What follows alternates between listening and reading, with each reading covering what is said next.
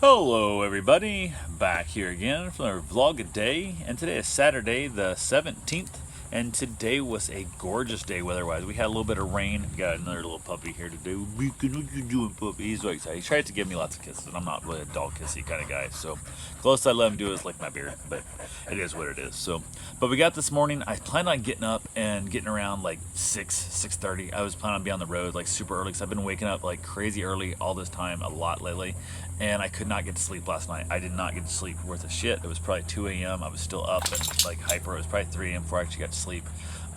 Did not work well. So I wasn't up and out of there by 6:30, but we got up and got out of there. Spent a little time in bed together, just kind of chilling out and relaxing a little more, and then headed down to Boca Raton to basically look at a kayak we wanted to buy. Crazy expensive kayak. They're $4,400 or some junk. New, they're crazy expensive. But been doing a little research. I found this one. Like I said, it's like a 6.5, 7 hour drive round trip. It's a ridiculous amount of time, but I think it'd be worth it if it is what it is. So we drove down. Basically, we was gonna grab some breakfast on the way out. We kind of chilled out. Got a later start. So I think Karen didn't want to waste the time stopping at a restaurant. So we ended up hitting up a gas station that was next, like tied to an Arby's. So we ended up grabbing some breakfast there at the Arby's. And the gentleman there at the Arby's, what was so funny was he spoke English, didn't really have an accent, but everything, the way he said it, and like just the way he answered your questions and used to ask you questions, was just everything seemed confusing to the point that Karen was literally trying to order my food and her food together while I went to the bathroom after getting gas in the truck, and she literally just walked away and she goes, I'll come back. Like, what the hell? Which almost screwed me because it stopped serving breakfast like 10:30, and I wanted breakfast for the thing. So I kind of had it. We got there like right as I was actually ordering my food. It clicked over, but it already started, so let me have it. But even I was confused, just trying to tell the dude I want a double order of biscuits and gravy, a sausage or a chicken egg biscuit meal combo with coffee and the potato cakes. And he was like, just like asking the questions like small, medium, large. I'm like, whatever it comes with for $4.69. It's like small. I'm like, I don't know, what does it come with for $4.69? Like, I don't know. It's just different little things. And even I stuck to my guns and stuck through it. But I was to the point of like, oh yeah, if I had a really bad headache or I was not in the mood for this deal right now, I would be annoyed. And we sat back and watched before I ordered. I watched two other families come through. All of them seemed really confused by the process. And then while waiting for our food to get cooked, because they kind of shut breakfast, I think I had to go back to the freezer and get my the potato wedges out and stuff. Took a little longer. I watched 6 other families come through, and all of them were confused by this guy. Like, and again, like I said, it wasn't an accent. It was not. It's just the way he talked.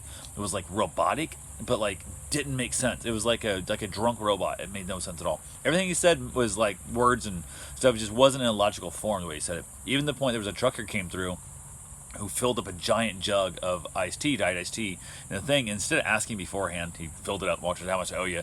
And the trucker's a little bit first was like, well, you're a dick. He's like, what do I owe you? And the guy's like, for what? Like, what the hell? And the guy was like, for the jug. And I'm like, okay.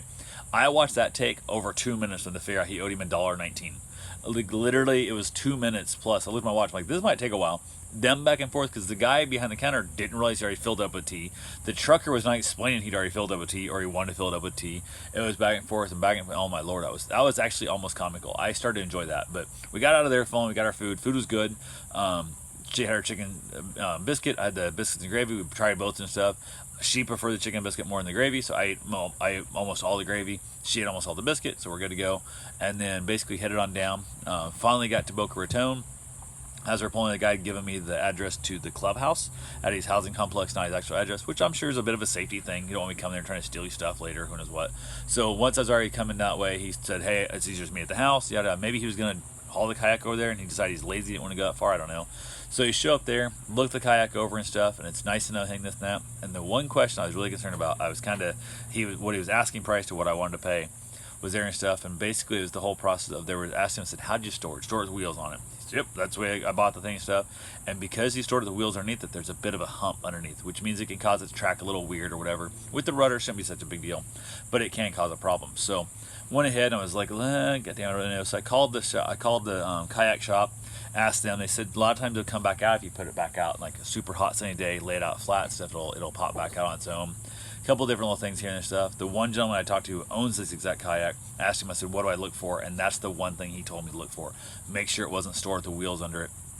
And I was like, oh man, I can't do that. It's got the big dent in it, and it was pretty sufficient. Like it's a big dent. It's like it's 1.5 inch, dent. If you lay it straight, it's at least 1.5 inch. Like it's a big giant cavern, gap in there. But I was like, okay, so I offered him a price. He's like, I can't done. He came up a little. We met him. We split it halfway in there. He's like, look at this guy. Said that's where I'm at. I'm like, I was at this one to begin with. I'm already $100 above that, with the dent in it and stuff. And the guy was like, okay, whatever, you drove this far. And I'm thinking, first off, don't matter how far I drove. If you don't want to sell it for that, don't sell it for that. But I realized he lost like over $2,000 and he used it twice. So that was interesting. But we packed it back up. We basically headed out, headed over to Peanut Island, and took off to go paddle on the island and stuff. And then I finally found where to put the boat in, got the boat put in, and oh my god, there's tons of boats, tons of kayaks, and drunken partying going on. There's a live band on the island. It's a mess. But yeah, so we have their stuff, and for some reason my drive isn't working. I can't get my drive in there. It works for a little bit and then it kicks out, and then it works for a little bit and it kicks out. I'm like, what the hell? Couldn't figure it out stuff. So I swapped drives out, grabbed the other drive, I'm steering stuff, trying, and it works a little bit, then it kicks out. I'm like, you gotta be kidding me. I couldn't figure it out. I gave up on it. I said, hell with it. Just said, I don't care. Just don't care a bit. Don't care. I took it off stuff. We took the drives out and we just paddled around. We went to the island. I wanted to go and see the island because we're going to be having a big group going back down there later. We ended up heading on the islands. We're paddling on the island stuff, and we're coming back the backside, and we pulled in, kind of checked out the ground and stuff, walked around a little bit stuff, saw some pretty sights, kind of this and that.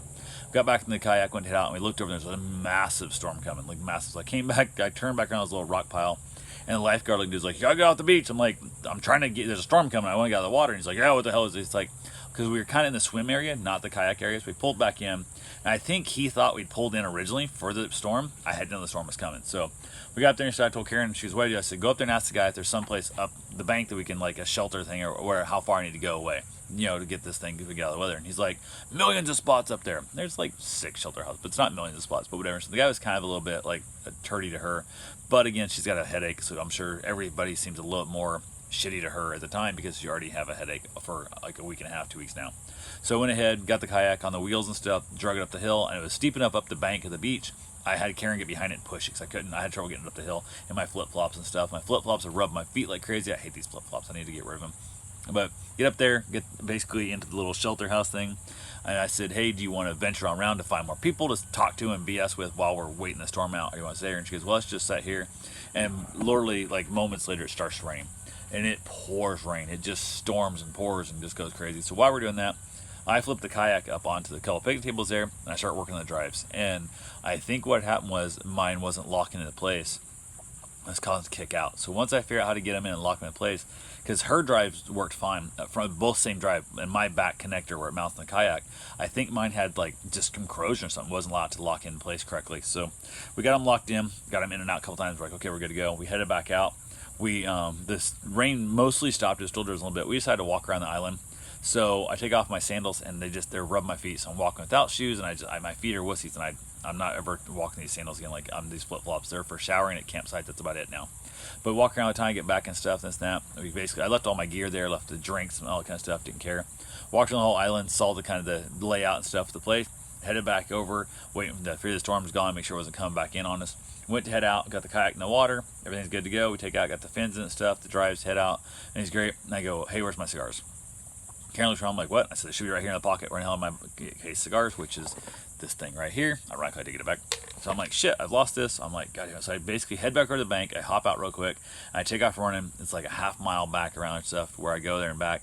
And it's not there. And I'm like, did it fall out? I'm like, who would have stole this? Like, most people don't have a clue what this thing is. Why would you take this? There's Tom and Dan and Hoofador on it. Like, of all the things there to steal, like, the drives are $1,000 a piece on this kayak. Like, literally, they're $980 or something for these drives. If you're going to steal something, steal them. You have no idea what it is. So went ahead and said, hell, I was like, God damn it. So I get back there. And as I'm getting back, Karen's trying to find her phone to call me.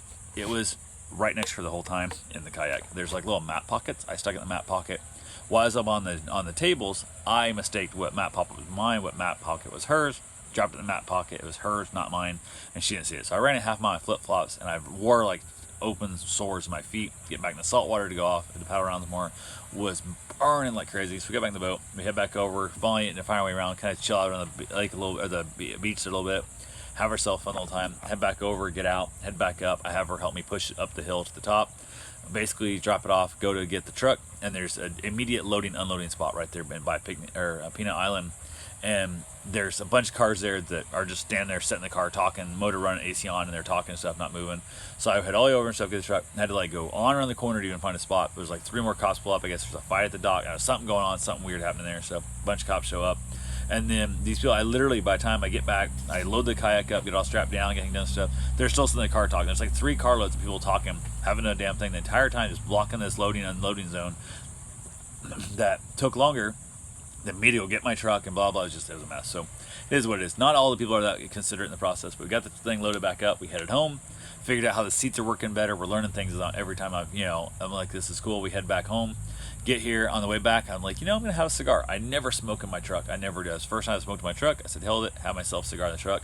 So I had a little bit of stress. The drives were messing up, and I was like, it's not really cool, blah blah stuff. And I didn't get to enjoy anything on the kayak, the storm and stuff. And it was not really fun because the drives were messed up. I had to paddle the whole time.